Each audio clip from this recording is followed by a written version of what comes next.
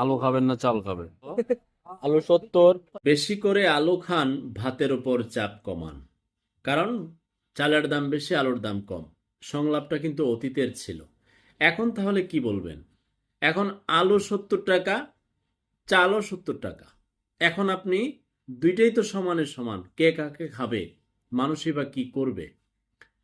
বড়ই বিপাকে মানুষ, সাধারণ মানুষ, মেহনতি মানুষ, শ্রমজীবী মানুষ, নিম্নবিত্ত মধ্যবিত্ত মানুষ, আর উচ্চবিত্ত তারা তো বাজারেই যায় না।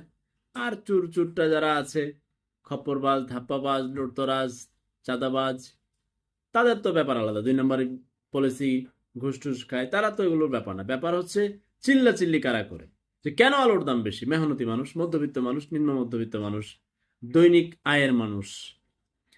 এই আলু নিয়ে কত দেন দরবার চলছে, অভিযান চলছে, কিন্তু জায়গাটা জায়গায় আছে। পেঁয়াজ নিয়ে কত অভিযান চলছে, জায়গাটা জায়গায়